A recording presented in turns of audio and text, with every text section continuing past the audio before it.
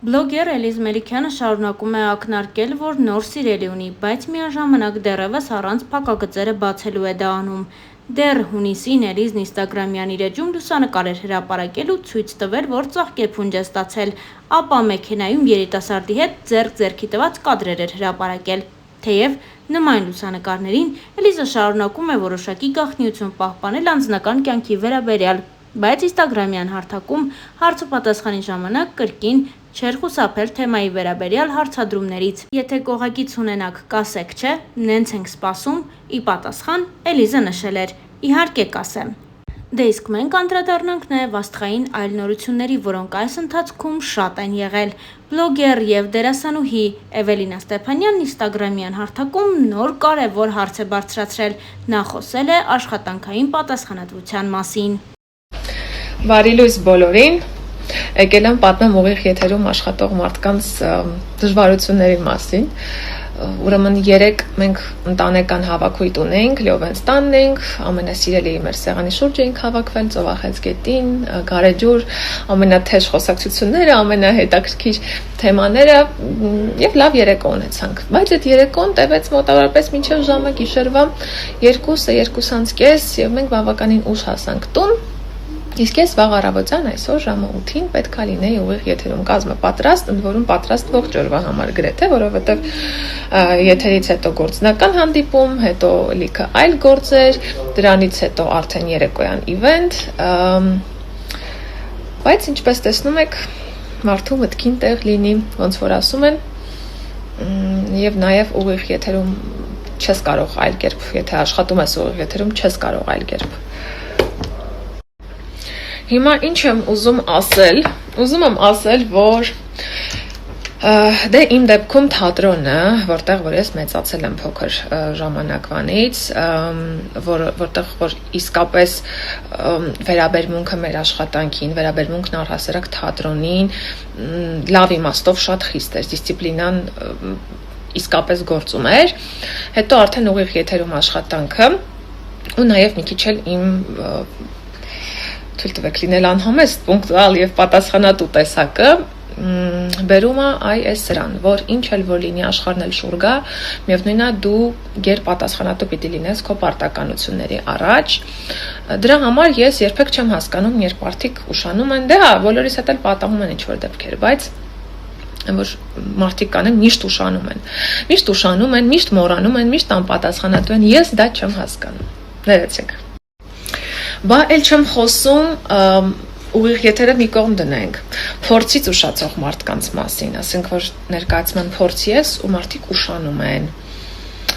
եւ ստաբիլ են ուշանում, հա, նորմալի իրանց համար ուշանալն է։ Ես շատ դեպքեր եմ լսել, նույնիսկ ականատես եմ եղել, երբ բազմաթիվ դերասանների այդ ուշանալու պատճառով ուղղակի դուրս են հանել ներկայացումից։ Ասենք մի ներկայացում, որի փորձերը համարյա ավարտին են մոտենում։ Եվ ես կարծում եմ, որ յուրաքանչյուր ոլորտում, եթե լինեն շատ խիստ կանոններ, մարդիկ ուզած-չուզած կենթարկվեն այդ խիստ կանոններին, որովհետև մենք մարդիկ ըստ տեսակով, այսպես տարալուծվող ենք, հա, մեզ ազատ թողող ենք, բաց թողող ենք, կոմֆորտ զոնա սիրող ենք, դրա համար միշտ պետք է մարդկանց Եթե ես ունենամ բիզնես, ներեցեք ինձ հետ աշխատելը շատ բարդ։ Մասնագիտությամբ դերասանուհի եմ, բայց մինչ այս պահը երբեք չեմ նկարահանվել որևէ բազմասերիանոց հեռուստասերիալում։ Ես մասնագիտությամբ դերասանուհի եմ, բայց կյանքում շատ անկեղծ եմ,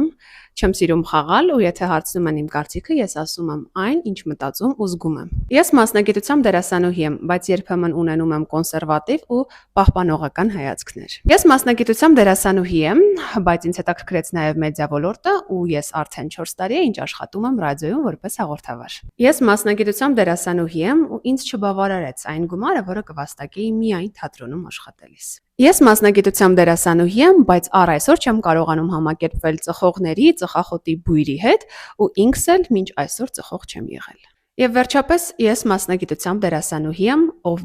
Երևանում ծառը կոտրվել ու ընկել է դերասանուհի Հասմիկ Խոջյանի մեքենայի վրա։ Այս մասին հայտնել է Հասմիկն ու դիմել Երևանի քաղաքապետարանին։ Հիշում եք, որ վերջերս էլ մարդ մահացավ ծառի կոտրվելու հետևանքով, բա որ երեխա լիներ մեքենայի փոխարեն։ Լավ է, որ տարածքում մարդ չի եղել ու մարդկային վնաս չկա։ Հարևանը բարձրացավ ու զգուշացրեց. վտանգն ամենուր է ու շատ մեծ է։ Մեքենայից գրեթե բան չի եղել ու փառք Աստծուն, որ մենք էլ Նարեի հետ միասին մեքենայի մոտ չենք եղել այդ պահին։ Կա որևէ կառույց, ով վերահսկում է նման վտանգները, գրել է դերասանուհին, հավելելով, որ ժամանել են ԱԻՆ-ի աշխատակիցները։ Իսկ մենք առաջարկում ենք դիտել տեսանյութը։ Այսօր իդեալական օր է, որովհետև ինձ թվում է իմ բոլոր ընկերները, ծանոթները, բարեկամները Ամերիկայից վերադարձել են։ Մի խոսքով Հայաստան վերադառնալու օրը ու դա հրաշալի է։ Հիմա գնում եմ մյուս ընկերուհուս մոտ, ով էլի ապրում է Ամերիկայի Միացյալ Նահանգներում, ինքը մանկությանս ընկերուհին է ու Հայաստանում ենք ապրում։ այո, ո՞րն է Հայաստանի մայրաքաղաքը։ Երևան։ Ապրես։ Մի խոսքով գնում եմ ընկերուհուս տեսնելու, իրեն չեմ տեսել արդեն 5 կամ 6 տարի, բայց մենք մանկության ընկերուհիներ ենք, պատկերացնեք, չէ՞, ինչքան կարոտած ենք իրար։ Հիմա գնում եմ իրենց տուն։ Գնանք Նար։ Հա։ Կխաղաս Արաքսի հետ։ Հա։ Ընկերուհիս արդեն բալիկ ունի ու մենք իրար բալիկների չենք տեսել, դե ասում եմ 5-6 տարի իրար չենք տեսել։ Մամ, ես փոքրուց Հա։ հացել եմ մազես կայ։ Մազերդ քաչել էր ճիշտ ես։ Դու քաչելի կերծում, բայց շատ սիրուն։ Ուրեմն ծառը ուրիշ տեղ չուներ են գնելու, մենակ իմ մեքենայի վրա կարող են գնել։ Այս ամբողջ ազատ տարածքը հետ, իմ մեքենան մեջ, որ կոտրվել ու ընկնել հենց իմ մեքենայի վրա։ Ինչի համար։ Կինո ալերի։ Եկան ԱԻՆ-ի աշխատակիցները։ Խնդրեմ։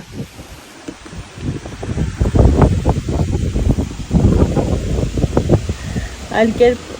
չի լինում նման դեպքերում, պարտադիր է ԱԻՆ կանչելը, դրա համար կանչել ենք երկու, որպեսզի կան եւ իմ մեքենայի վրայի ծառը հանեն ու հետո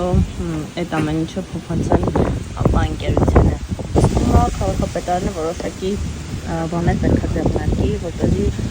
նման խնդիրներից խուսափենք։ Բավարար տակը մարդ լիներ, երեխա լիներ խաղացող, ի վերջո բաբա։ Այս պահին ԱԻՆ-ի սիրելի աշխատակիցները ինչ-որ տալեղացնում, բայց պետք է սպասենք նաև բարեկները կան, որովհետև իրենք էլ պետք է արձանագրեն կոտրված ծառի հանգամանքը։ Շնորհակալություն ԱԻՆ-ի աշխատակիցներին եւ բարեկներին իրենց գործը արագ ու բարեխղճորեն կատարելու համար, բայց իմ կարծիքով նմանատիպ խնդիրներից խուսափելու համար պետք է լինի որևէ կառույց կամ աշխատակիցներ, ովքեր որ կվերահսկեն ծառերը ու կտեսնեն, որ ծառերն են ենթակա կոտրման եւ որևէ լուծում կտան դրան, որովհետեւ այսպես վտանգը շատ մեծանում է, հատկապես մենք ընդհանրապես երևի թե 1 ամիս առաջ էր, չէ, որ եթե չեմ սխալվում, Եղվարդի խճուղին է դա Արմենիա հերոստանգերության դիմաց, որ ծառեր կոտրվել, շուռ եկել եւ մարդեր մահացել դրա հետևանքով։ Ու պատկերացրեք ինչքան դեպքեր էլ մենք չգիտենք, երբ որ մարդ է տուժում կամ գույք է տուժում, բայց կարծում կարելի է սահմանել որևէ վերահսկողություն ու այդ դեպքում արդեն ուտողները կլինեն համեմատաբար քիչ։ Իհարկե շատ լավ է, որ այսօր մեր բակում ոչ մի մարդկային վնասվածք չի եղել, ընդհանրապես տուժել է գույք այս դեպքում, դա էլ ոչինչ, ավելի լավ է այդպես, քան եթե լիներ մարդկային վնասվածք, բայց կարծում եմ վերահսկող սահմանները շատ ճիշտ որոշում կլինի։ Եթե դեռ չկա այդ վերահսկում, իսկ եթե կա, ուրեմն չգիտեմ, երևի թե թերանում են մի փոքր։